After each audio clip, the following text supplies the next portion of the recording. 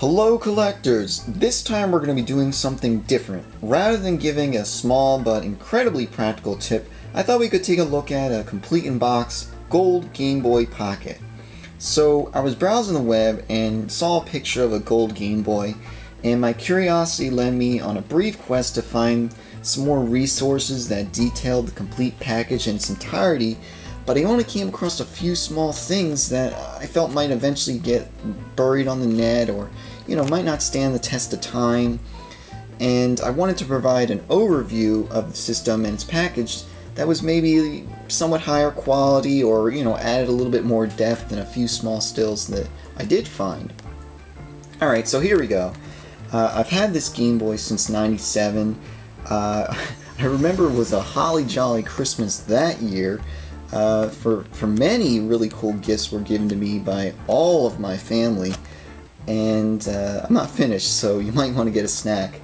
Back in 1997, it seemed like there was some initiative to release everything in gold. There were gold controllers, gold systems, there was a golden 64, GoldenEye, I think Ocarina came out next year.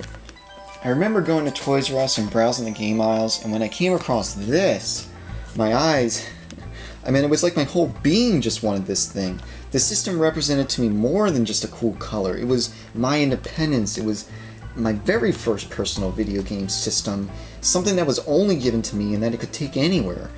So this is the box for the gold Game Boy Pocket.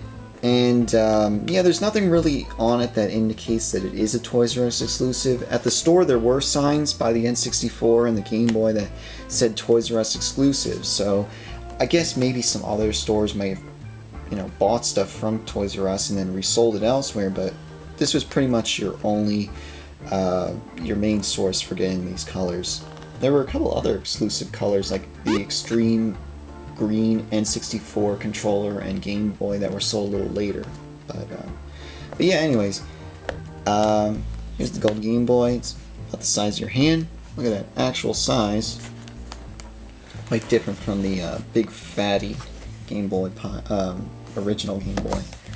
Gold font. Here's something that might be useful to collectors. There's the UPC. You can get a still frame of that. More gold font. This back sticker here was remnants of a pre-order sticker or layaway sticker that they would place on an item, so you could buy something ahead of time, maybe that was eventually to come out, or if you on layaway, and then when it did come in, they would slap the sticker on, to hold your order. And it looks like this was purchased maybe on that day when we were in the Toys R Us, a couple months earlier. Like it says October there. Let's open it up.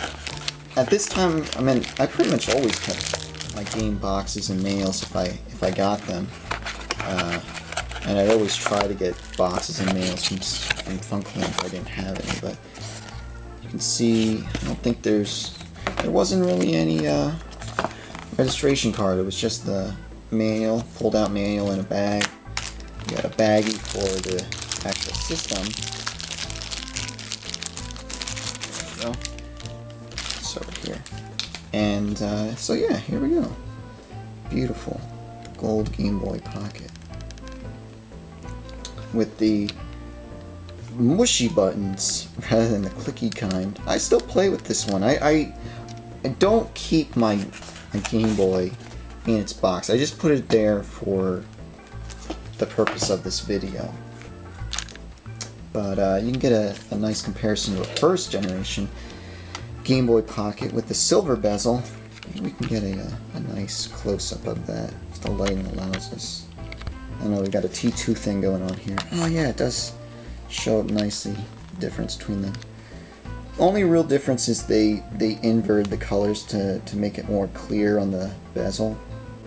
So this should provide more detail as to what is included inside the gold Game Boy Pocket box, and as to whether or not there are any indications of Toys R Us exclusivity. And of course,